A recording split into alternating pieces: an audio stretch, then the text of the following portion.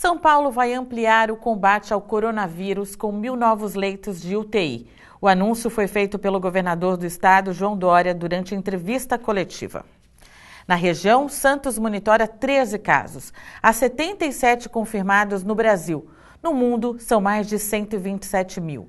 O presidente da República, Jair Bolsonaro, fez hoje o teste, pois é suspeito de estar com a doença, já que o secretário de Comunicação, Fábio Van Garten, está infectado e eles viajaram juntos para Miami na semana passada.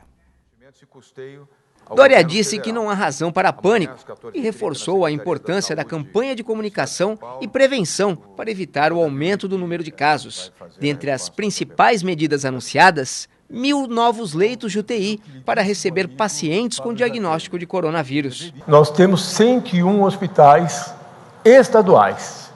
Além de 101 hospitais estaduais, o Estado de São Paulo dispõe, rede privada benemerente e governo do Estado, de 100.000 leitos. Dos 100.000 leitos, nós atingimos praticamente 7.200 leitos de UTI. O Estado está pronto para qualquer nível de enfrentamento, qualquer cenário. O governador também negou a necessidade imediata de medidas mais drásticas, como a suspensão de atividades em repartições públicas e escolas. Todos os eventos culturais, esportivos e religiosos que reúnem grande público estão mantidos tanto na capital como nas demais regiões do estado. Não há nenhuma razão que determine cancelamento de eventos públicos, independentemente do número de pessoas, seja no esporte, seja no entretenimento, seja no conteúdo. Assim, como disse o doutor Davi Wippe, o aconselhamento. Pessoas com mais de 55 anos, que representam o grupo de risco, devem evitar. Jair Bolsonaro não apresenta sintomas do coronavírus. Mesmo assim, a recomendação é que o presidente permaneça no Palácio da Alvorada até o resultado do exame, que deve sair amanhã. Bolsonaro completa 65 anos no próximo dia 21. A Organização Mundial de Saúde já declarou pandemia mundial, ou seja, o vírus foi disseminado mundialmente. Mas será que o coronavírus é mais mortal que doenças com as quais estamos acostumados no Brasil, como a dengue ou a gripe comum? É isso que você vai descobrir agora na reportagem de Fabiano Roma. As equipes de combate à dengue batem de porta em porta, entram nas casas, nos comércios e fazem a vistoria completa.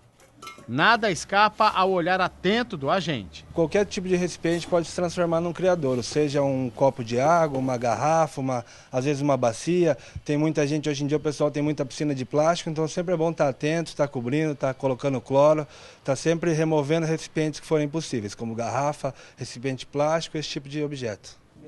E o comerciante agradece. Ficar doente, nem pensar. Nessa época aí que está esse monte de vírus aí que ninguém sabe de onde vem, e arrumar mais um problema, né, para a cabeça não dá certo. Pois é, desde que o coronavírus surgiu no mundo, muita gente está preocupada. Mas será que esse vírus, que já é pandemia, é pior do que a dengue? A chefe do Departamento de Vigilância em Saúde de Santos diz que não. Porque o coronavírus é uma coisa nova, ele está adentrando ainda o Brasil e nós estamos aprendendo e estudando com ele. Mas a gente sabe que é uma coisa que não é para ter pânico, porque os números estão baixos e a gente está bem controlado dentro da vigilância. Agora a dengue não, a dengue vai além do que as nossas medidas fazem, né? Vamos aos números. A China tem 1 bilhão e 400 milhões de habitantes. Em menos de 3 meses, o corona causou 3.070 mortes, o que representa 0,0002% da população do país. Já o Brasil tem quase 217 milhões de habitantes. Só em 2019, a dengue matou 744 pessoas, o que representa 0,0003% da população. Analisando numericamente, parece que o coronavírus é muito mais fatal, já que matou quase a mesma coisa proporcionalmente à dengue, porém em menos de 3 meses. Mas será que esses números refletem a realidade? Esse é o Instituto de Infectologia Emílio Ribas. Fica em Vicente de Carvalho, Guarujá. Segundo o Ministério da Saúde, esse hospital é a referência para casos de coronavírus aqui na nossa região. Quem, por acaso, contrair a doença, vai ter a indicação para ser internado bem aqui. O hospital tem ao todo 46 leitos e 9 de isolamento. Desses 9, 6 na UTI e 3 na enfermaria. Dr. Gustavo Pasquarelli é infectologista e diretor técnico do Emílio Ribas. Ele afirma que a dengue é muito mais perigosa que o coronavírus. O coronavírus, como já amplamente divulgado, é uma doença tranquila, leve, né, com 80% dos pacientes tendo sintomatologia leve ou até não tendo sintoma nenhum. Diferente da dengue. A dengue que a gente tem aqui na nossa região, uma carga muito grande, tanto de mosquito quanto vírus, é uma doença muito mais debilitante e que, diferente do coronavírus, que pega uma faixa etária mais idosa, a dengue não tem nenhuma predisposição por pegar idoso, jovem, ele pega qualquer faixa etária e todos com o mesmo potencial de gravidade. Mas por que o coronavírus mata tanto? Se nós pegarmos todas as mortes, pelo menos 95% delas são pacientes idosos e que já tinham alguma comorbidade, ou seja, já tinham algum problema ou pulmonar, ou cardíaco, ou renal, que agravariam e que provavelmente aconteceria se fosse qualquer outro tipo de infecção. Ocasionou o coronavírus agora, mas poderia ter sido qualquer outro tipo de micro-organismo que esse paciente possivelmente teria um desfecho ruim também. Segundo o médico, não existe tratamento específico para os infectados pelo corona. O tratamento são medidas gerais, então tem dor, remédio para dor, tem febre, remédio para febre, e se eventualmente esse paciente precisar de uma internação, que acontece principalmente nos casos de insuficiência respiratória, esse paciente vai ser conduzido para uma unidade de terapia intensiva e colocado possivelmente numa respiração mecânica, que a gente fala, ou seja, respirando por aparelhos, sedado, com medicações, para depois tirarmos essa sedação, tirarmos esse tubo, esse respirador, para ter uma vida normal. Dr. Gustavo explica que o fato da Organização Mundial de Saúde ter declarado pandemia não significa que a população deve entrar em pânico. Não significa que nós estamos numa situação mais grave, nada disso. Só mostra que todas as medidas feitas até o momento, elas foram deficitárias. Então, ao invés de nós individualizarmos os casos, a gente começa a pensar no coletivo. Então, qualquer pessoa, por exemplo, que veio de viagem, que começa com um quadro de febre, dor de garganta, coriza, tosse, passa a ser um paciente suspeito, né? Diferentemente de antes, que era só o paciente que vinha de determinada região. Então, essa diferença de ter colocado a pandemia faz com que as medidas, ao invés de serem individualizadas, elas se tornem mais coletivas. E fica a orientação para evitar o contágio. Em ônibus, metrô, né, qualquer contato com superfícies coletivas, padaria, balcão, você usar o álcool gel. Ou lavar as mãos e quando você tocar nessas superfícies de uso coletivo, não tocar nem olhos, nem nariz, nem boca, ou seja, mucosa. Com isso você vai levar qualquer tipo de germe, não só o coronavírus, existem conjuntivites, existem meningites, existem outros agentes infecciosos que também podem ser acometidos, principalmente nessas superfícies. Lavagem das mãos é a principal forma de prevenção. E para esclarecer outras dúvidas mais diretamente relacionadas à questão da pandemia, nós recebemos aqui no nosso estúdio o infectologista Marcos Caseiro. Doutor, muito obrigada pela participação aqui no Caderno Regional. Obrigado, é um prazer estar aqui com você e nossos ouvintes. Doutor, os números da Itália, os números de casos fatais da Itália são muito grandes e o vírus se espalha pela Itália por muito rápido, o que assustou muita gente. Aqui no Brasil, a gente acompanhando esses números. Proporcionalmente em relação à China, para nós que estamos aqui, parece menor, mesmo proporcionalmente em relação à população da China. O que acontece? Não, eu acho que um pouco a gente tem que observar desta maneira, né? Eu fiz alguns dados simulados, nós estamos conversando, quer dizer, você pega a população de Hubei, onde é o epicentro dessa epidemia, eles têm 58 milhões de habitantes. Né? Tiveram em torno de 68 mil casos. Isso vai dar 0,1% da população. Então, onde teve o pico de disseminação é 0,1%. Na Itália, nesse momento, é 0,01% dos casos. Né? Mas o que assusta geralmente os casos fatais da Itália, né? Não, exatamente. Na Itália, eu acho que tem alguns fatores explicativos. Esse número, se a gente for ver o coeficiente de letalidade, que é o número de mortes por caso, dá 6,6%. Na China tem dado entre 3,7% 3,3 e 4,5 em Hubei, né? Por exemplo, na Coreia do Sul, que tem muitos casos, a mortalidade é de 0,6. Então, não dá para olhar dessa forma. A gente tem que ver que população está sendo acometida. É de se esperar que dentro do continente europeu tenha uma população idosa muito grande. E nós sabemos que indivíduos acima de 80 anos, a mortalidade é 18%. Entre 60 e 70 anos chega a 8%. Então, conforme aumenta a idade a partir de 50 anos, aumenta o risco, aumenta a mortalidade. Abaixo de 50 anos, a mortalidade é de 0,3. É igualzinha, por exemplo, do vírus influenza. E apesar de não termos casos confirmados em Santos, a grande preocupação aqui é justamente em relação à população idosa, que é de 20%. Perfeitamente. Como lidar com isso, até com questões para não sermos alarmistas? Eu acho que nesse momento, se nós pudermos dar algum conselho, não viajar. Né? Viajar para o exterior, nesse momento, é totalmente desaconselhado. Só para o exterior? Só para o exterior. Eu acho que as viagens locais, viagem para São Paulo, para locais aglomerados, onde a epidemia vem aumentando, eu diria que também, se puder evitar, neste momento, seria aconselhado que isso ocorresse. Mas nós temos que observar essa epidemia, a dinâmica dela. No momento que nós tivermos um caso em Santos, ou vários casos, dependendo da dinâmica em Santos, nós vamos ter que sentar aqui e ver novos procedimentos. Entre eles, talvez, o indivíduo que tem acima de 70 anos, 80 anos, nós temos circulação do vírus aqui, essas pessoas deveriam fazer um isolamento social, meio que não eu diria obrigatório, mas evitar o risco de contrair esse vírus, já que o risco nessa população é maior. Com uma população idosa tão grande, a cidade está preparada? A cidade está preparada, nós estamos discutindo isso há muito tempo, há mais de 2 meses. Pelas minhas simulações, se acontecer o pior cenário aqui, nós vamos ter 29 casos muito graves. Nós temos essa quantidade de UTI, então a gente tem um razoável preparo e, obviamente, dependendo das ocorrências, essa dinâmica modifica. Doutor, a vacina contra a gripe, já se sabe que ela não protege contra o coronavírus. Sim. Por que, então, a antecipação da campanha? Não, então, isso foi uma estratégia do Ministério.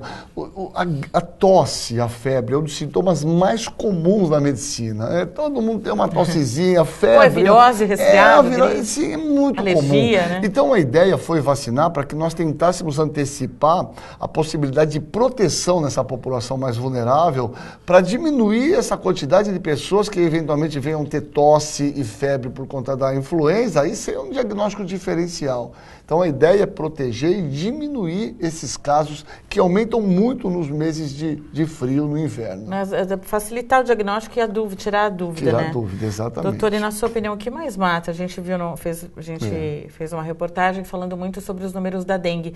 O que mais mata hoje é a dengue, o influenza, ou a gente pode falar que é o coronavírus?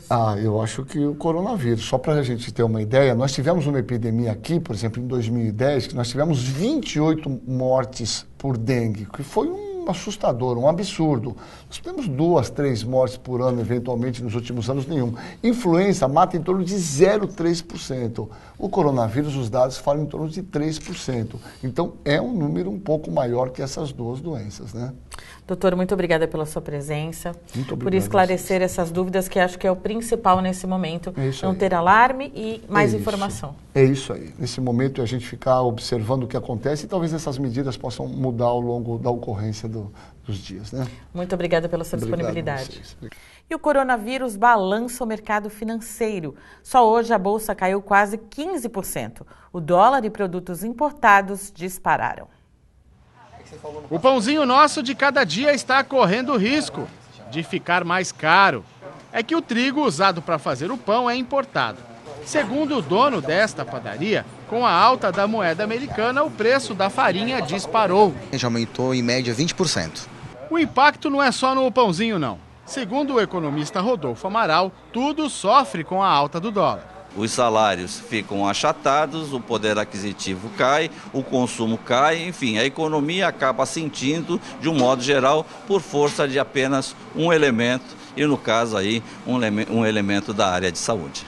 A causa do aumento do dólar é o coronavírus. Aqueles que dependem de importações Tem os seus custos elevados. Aqueles que exportam se beneficiam dessa situação, mas nós temos muitas empresas que, por exemplo, têm empréstimos, investimentos quantificados em dólar. Essas realmente sofrem muito, principalmente se permanecer este patamar. Como nós temos poucas informações ainda da durabilidade dessa pandemia, o mercado deve ficar oscilando por um bom tempo. E ainda falando em saúde, já está funcionando em Cubatão o Centro de Alta Complexidade de Saúde, que oferece tratamento oncológico e renal. O novo centro é gerenciado pela Fundação São Francisco Xavier, que está também à frente do Hospital Municipal de Cubatão. Vão ser disponibilizados atendimentos em quimioterapia, oncologia clínica e cirúrgica e ambulatório para doenças dos rins. 20 cadeiras para hemodiálise e 20 cadeiras de quimioterapia. Então, essa regulação desse paciente, por ser um equipamento regional, é uma regulação regional. Então, o paciente ele deve estar dentro da rede assistencial para ser encaminhado para o hospital para ser atendido. Então, as primeiras agendas já estão abertas, os pacientes estão sendo vistos pela DRS, né, pela região e pela rede, e nos próximos dias o equipamento a todo vapor. Hoje, o Dia Mundial do Rim marca o início desse atendimento, o que é muito importante para a cidade. Um centro de alta complexidade, que vai atender pessoas que têm problemas renais, com 20 máquinas de hemodiálise, 2 câmaras hiperbáricas e tratamento de câncer de cabeça, pescoço e próstata. Um equipamento que outrora ficou 30 anos parado, destruído. Hoje ele está totalmente recuperado e nós saímos do Vale da Morte para o Vale da Vida. Contratar um plano de saúde é considerado vantajoso para muita gente, principalmente para quem passou dos 60 anos. Mas é preciso ficar atento na hora de assinar o contrato. 7 quilômetros de orla e o maior jardim à beira-mar do mundo. São apenas alguns dos atrativos de Santos, que tem 430 mil habitantes. Desse total, 95 mil são idosos que não abrem mão de momentos de lazer e também procuram se cuidar. Para muita gente que passou dos 60, contratar um plano de saúde significa menos preocupação na melhor idade. Não é só ter um plano, tudo pode acontecer do nada, né? Sempre é bom ter, mas depois dos 60, acontece mil coisinhas, né? Rogério Martins é diretor comercial e de marketing de uma operadora de saúde complementar. Ele explica que é preciso tomar certos cuidados na hora de contratar um plano de saúde. Pesquisar o histórico da empresa é o primeiro passo. Não se compra um plano de saúde sem um bom corretor de plano de saúde. Então o primeiro passo para a pessoa é procurar um bom corretor, em geral indicado por algum amigo, e esse corretor vai poder indicar o melhor produto, o produto mais adequado para o cliente. O diretor aconselha a escolher um plano que caiba no orçamento da família. O preço é um fator muito importante. Se sabe hoje que o plano de saúde ele consome cerca de 30% a 40% do orçamento das famílias, então assim, é bastante. Então, óbvio que quando você encontra um produto que você consegue uma redução significativa, isso ajuda no orçamento familiar. Rogério Martins ressalta que a tendência dos planos é oferecer ações que ajudem na melhoria da qualidade de vida dos usuários. Sem tratar a longevidade pensando em prevenção, não se tem qualidade de vida no longo prazo. Não basta viver mais, né? A pessoa tem que pensar em como vai envelhecer com qualidade. Nesta sala, 3 vezes por semana, turmas da melhor idade participam de um circuito funcional. São exercícios com peso, bola, entre outras atividades. No começo muita gente se reclamava de dores no ombro, dores na coluna, dor em algumas certas articulações, então a gente vai trabalhando para que diminua esses problemas e consiga ter uma qualidade de vida melhor. É muito bom, traz muita qualidade de vida para a gente. E é muito divertido, é tudo de bom. É um grupo de pessoas alegres que vêm com boa vontade de fazer exercício. E faz bem para a alma, né? É um exercício para a alma, não só para o físico. E o sol predomina na região e não há previsão de chuva. Confira como ficará o tempo nesta sexta-feira. Em Santos, o dia amanhece parcialmente nublado e não há previsão de chuva. Máxima de 32 e mínima de 23 graus. O mesmo cenário acontece no Guarujá, onde o sol aparece entre nuvens e as temperaturas ficam entre 23 e 32 graus. Em Cubatão, tempo bom e sol com poucas nuvens. A mínima será de 22 e a máxima de 32 graus. A sexta-feira será parcialmente nublada em São Vicente e as temperaturas giram entre 22 e 32 graus. Com máxima de 33 e mínima de 23 graus, Praia Grande terá um dia ensolarado e com poucas nuvens. Em Mongaguá, o dia será parcialmente nublado, mas não há previsão de chuva. As temperaturas giram entre 22 e 32 graus. Março é o mês dedicado a nós, mulheres. E em Santos tem aula de graça de defesa pessoal do exército israelense, o Krav Maga, para o público feminino. Desde o momento que eu fui assaltada na hora da praia, eu não consegui mais sair à noite sozinha, andar até o shopping, que é 10 minutos de casa. Então, para ter essa segurança mesmo, para conseguir sair até a noite, que eu não estava nem conseguindo isso, eu resolvi experimentar. Tanita não é a única que teve interesse em aprender Krav Maga. Olha só o tatame cheio de alunas. O instrutor, Lucas Neves, é responsável pela difusão da modalidade na Baixada Santista e explica a origem da técnica de defesa adotada por forças de segurança e civis no mundo todo. O Krav Maga é uma técnica de defesa pessoal que se baseia em movimentos curtos, rápidos e eficazes. Curtos porque a gente sempre vai visar o menor caminho entre o golpe e o alvo para reagir mais rapidamente e tentar pegar o agressor no elemento surpresa. E para as mulheres são ensinados exercícios baseados em situações de perigo. Cada aula tem 1 hora de duração e um tema específico. Nesta, são ensinadas técnicas de defesa contra estrangulamento.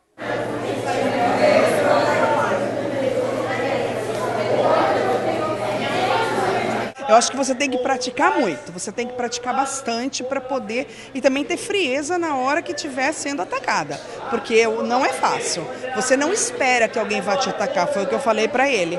E aí ele falou que não, se você fazendo e desenvolvendo o curso, automaticamente você fica com uma amplitude melhor de sentidos. E dessas 30 alunas, uma chamou a nossa atenção, é a Beatriz, ela tem apenas 11 anos. Por que você resolveu aprender Krav Maga? Eu acho que deve ser. A minha mãe, ela viu no Facebook o anúncio, né? E ela perguntou se eu queria fazer. Eu achei super legal, né? Que a gente aprende a se defender e como o mundo tá tão violento, acontecendo tanta coisa, é melhor, né? Que a gente aprende a se defender. E no mês de março, dedicado às mulheres, as aulas são de graça, às segundas e quartas, às 6 da tarde ou às 9 da noite. A gente sabe que realmente, infelizmente, hoje em dia as mulheres ainda são muito agredidas e tem essa parte da violência, nem sempre física, às vezes verbal. O Krav Maga ele vem para trazer possibilidades das mulheres se defenderem. Agora eu quero saber, ainda é possível alguém se inscrever, fazer aulas gratuitas ou não? Olha, assim, no começo realmente foi muito difícil, eu tive 45 mulheres numa turma, 30 na outra, mas como eu sei que algumas às vezes têm alguns imprevistos e acabam desistindo ou acabam não vindo mais na turma, existe sim, tem uma lista de espera, mas elas podem se inscrever sim pelo WhatsApp ainda. Qual é o número? É 13 98151 8151. E nós vamos direto para o Morro da Barreira de João Guarda conversar com o repórter Carlos Lopes, que tem as novidades sobre os trabalhos que estão sendo feitos por lá. Boa noite, Carlão.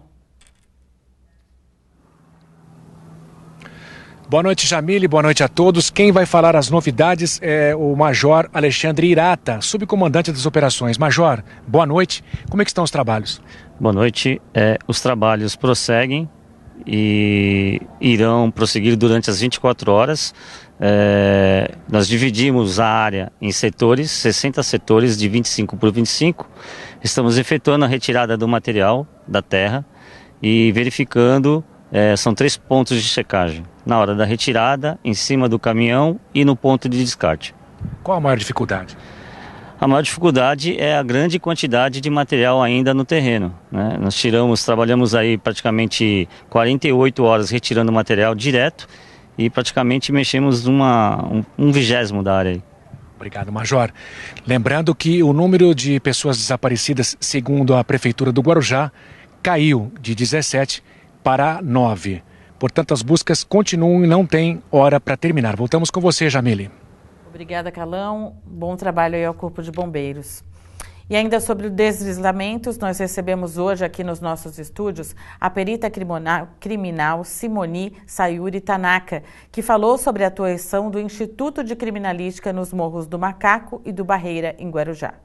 Inicialmente, a gente fez uma fotografação local Depois trabalhamos com 3 drones que sobrevoaram, fizeram uma varredura, tanto na área imediata como imediata, né, de todo o deslizamento, tanto do Morro do Macaco como no Morro Barreira do João Guarda, que foram os 2 morros mais afetados da Baixada Santista.